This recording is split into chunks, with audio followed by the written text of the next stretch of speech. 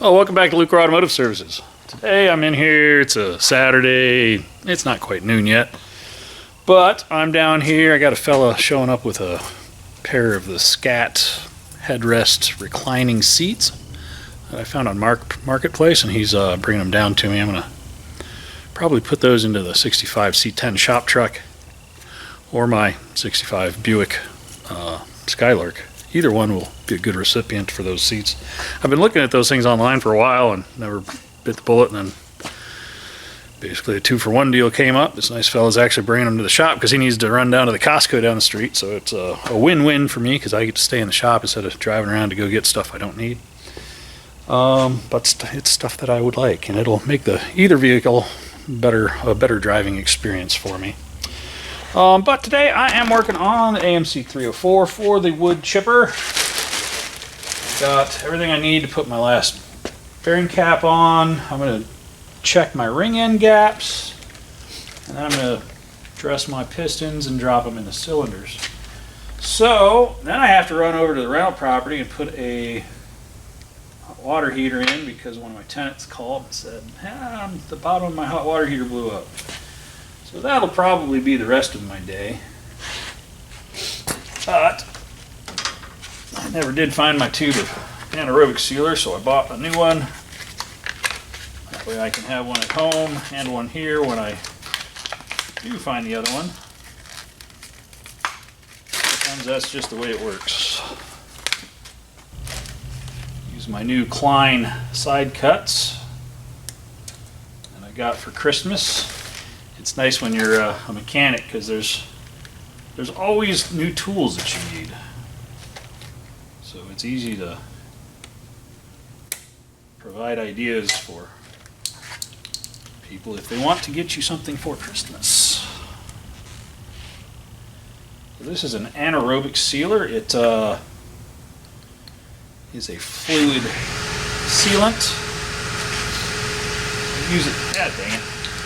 I use it on my cap to block surface to help make sure we don't end up with leaks going externally.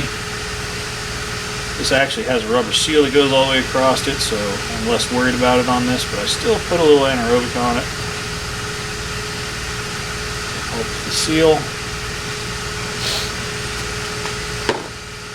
I do just a touch. Man, gravity is rough this morning. A touch of RTV on the ends of my rear main seal. And we'll drop some assembly lube onto our rear main bearing. Get our seal just a little wet so it doesn't start dry.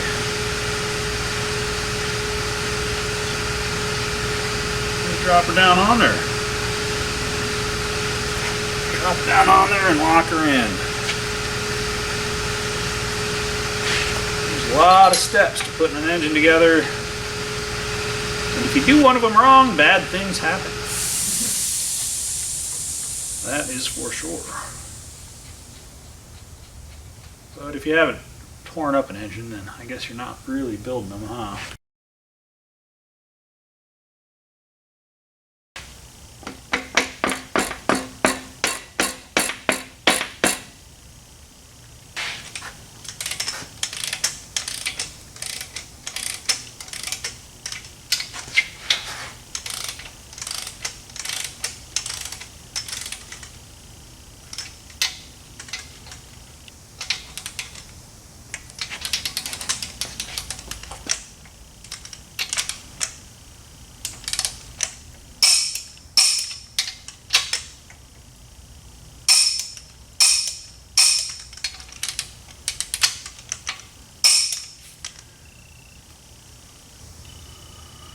So,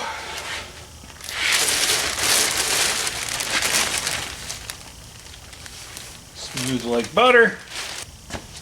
Let's roll this bad boy over and take a look at our ring end gaps. You always want to check your ring gaps. Got a nice finish on. control, second ring, top ring, and or control. Those don't have an identifier. They probably go in either way. We'll double check that.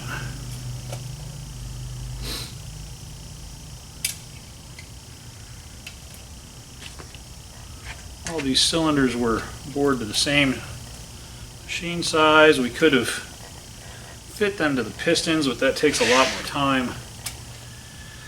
And we didn't feel that that was necessary for a implement engine. Because while this thing's going to last a really long time, it's just not really necessary to go that critical. So, put my rings in, do all to the same depth, and square in the cylinder.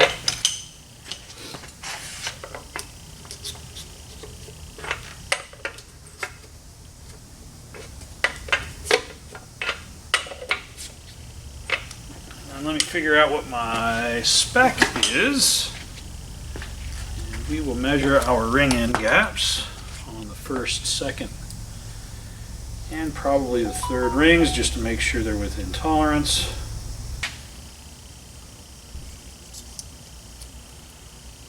15 to 35.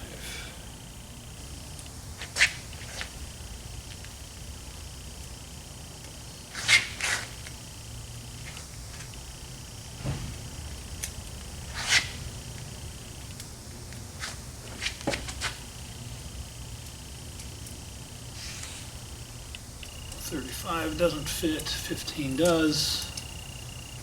So those ring end gaps are good. Hey, what's going on? Not much, how are you? Doing alright, man. Got some seats for me? Yeah. That's awesome that you brought them to me. Like I said, I had to do the Costco run anyway. Got to go to Costco anyway? Yeah, nice. So next we check our second rings.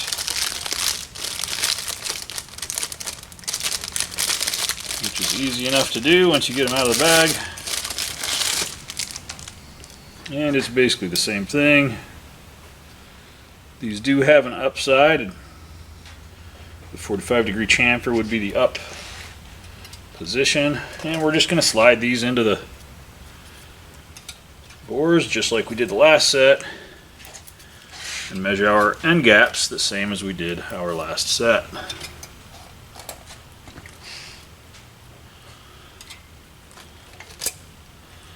And again, we're just going to do a go, no-go, which is going to be 15 to 30 thou on these rings. In the second position.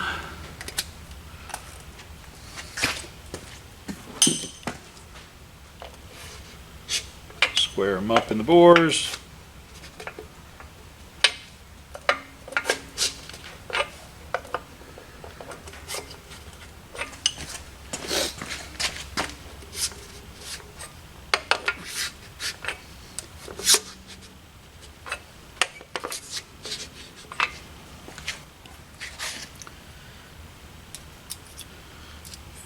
Clears, so we are bigger than 15.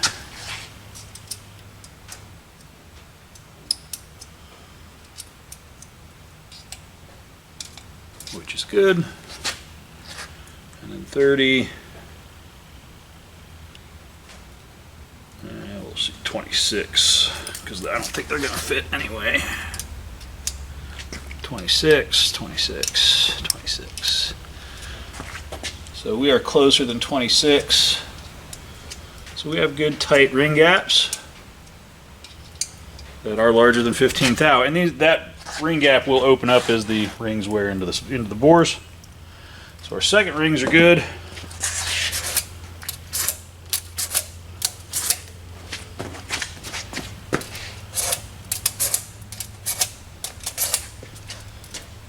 And let's check our third rings. Now I'm going to assume that these ring end gaps will be nice and snug as well, considering all of the other rings have checked good. So I'll just go ahead and check a run of them.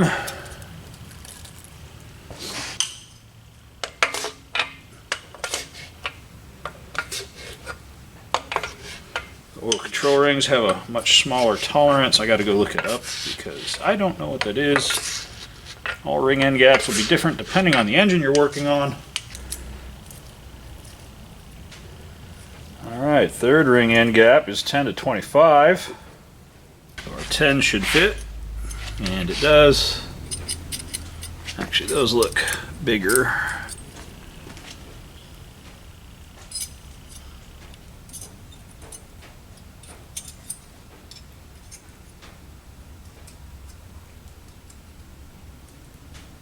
And 25. So we are good.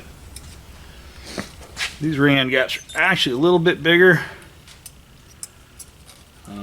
but it's not a big deal. Alright. So I was incorrect on the second ring. This one has a 45-degree notch on one side. That actually goes down. You can see it's real hard to see. I didn't see it on the first ring I had, but right on there it says top.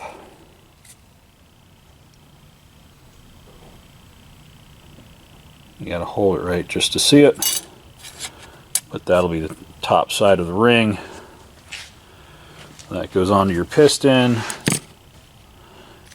And then the top ring does not have any designation, so it should be acceptable to go either way. And I've got all 7 of my other pistons already ringed. We'll get this one ringed, and then I wet down my ring assemblies, and then I use a spring compressor to drop them into the cylinders. So that'll be the next step.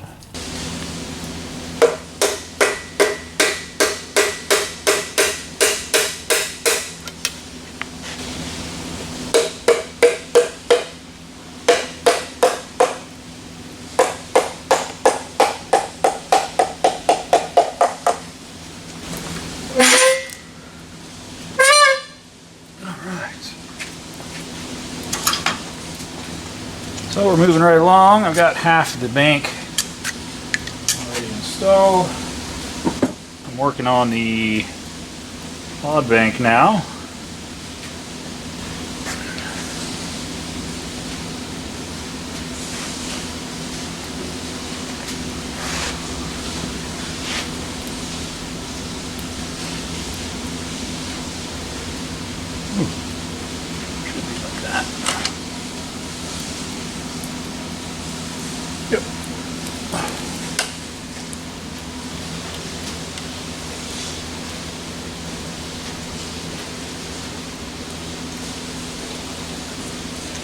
Torque our rod cap bolts.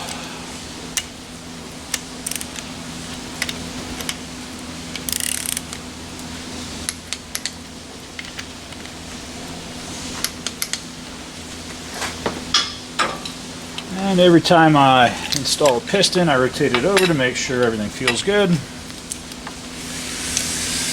Nice and smooth.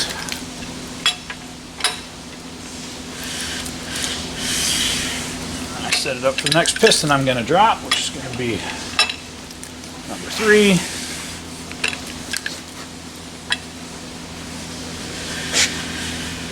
Get it straight down from underneath.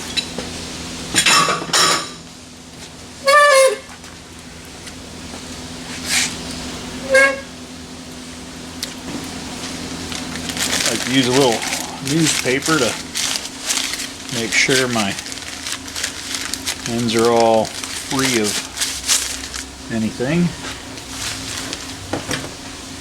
Same with the cap. And I use newspaper because it doesn't leave as much lint as like a paper towel or a rag.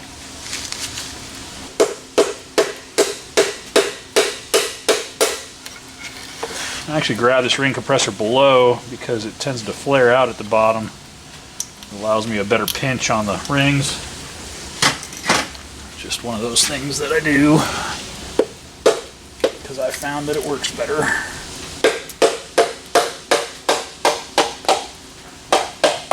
drive that girl home and torque this rod cap down, and 2 more to go. I've got a new vibrating bucket over there that I've got some of my hardware in for this. I'm trying to see how that works. I've got it in there with some Black Beauty. Let's see if it cleans up that hardware up easier than doing it manually. It should. It's what it's designed to do.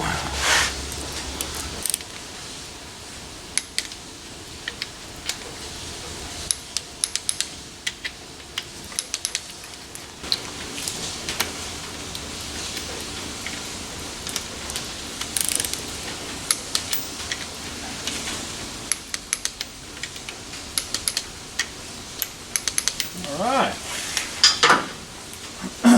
well with that, we have a nice smooth rotating assembly. Everything feels good.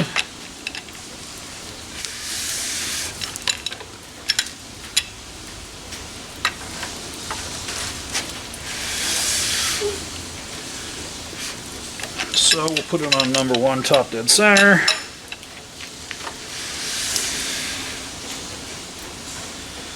Should be right about there.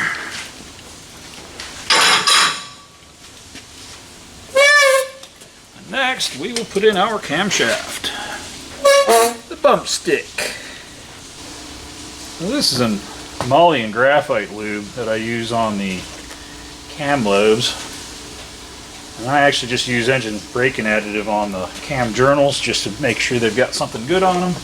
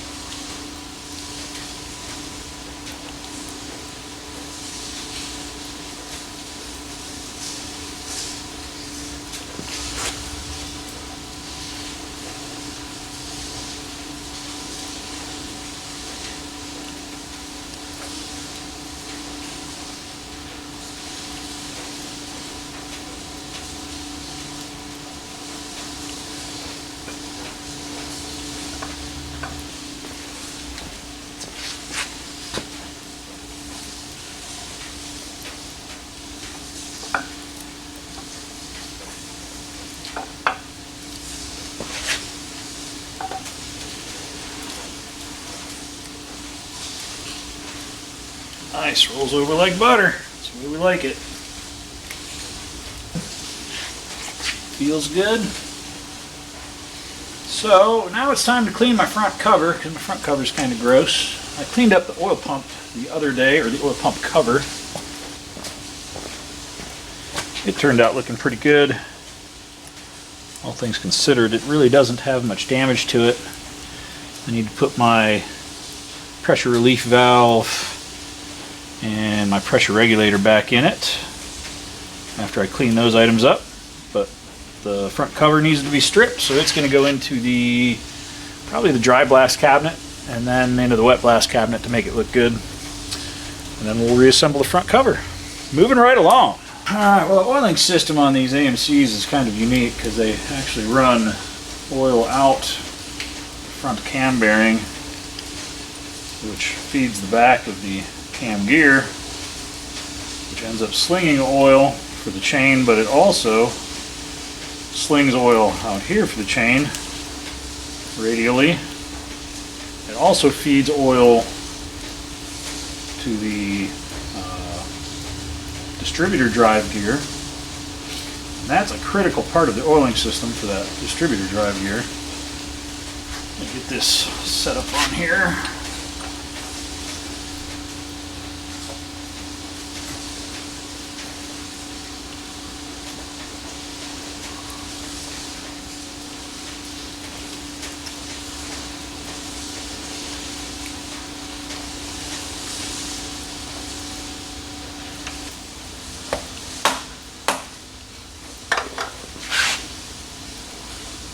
we're just going to walk this on until it's where we want it to be.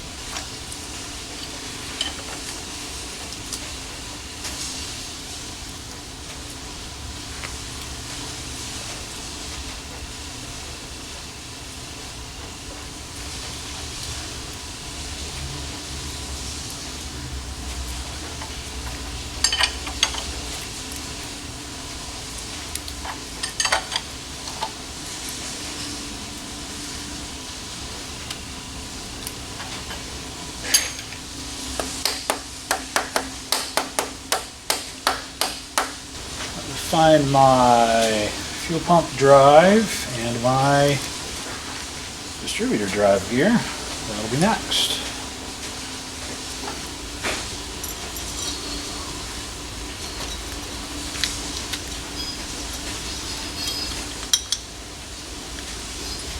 Oh, stupid gravity. My bad.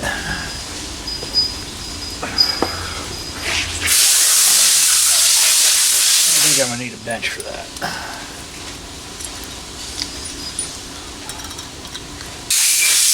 Go ahead and clean up my thermostat housing.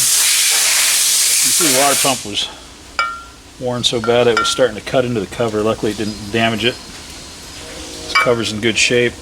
Should clean up real well. So that's my cover after dry blast. That's the thermostat housing after dry blast followed by wet blast. Somebody's gotten all medieval in here with a die grinder, so I'm going to plane this out on my sander, make it a nice flat gasket sealing surface. And I'll probably file finish this water gasket surface as well. But in all, it's looking pretty good. Front cover turned out looking really good. So, that'll be the next piece to go back on after we're all cleaned up. I may want to put a little epoxy in there, or maybe just a little liquid sealant. Looks like coolant got a little acidic. Check my bolt threads.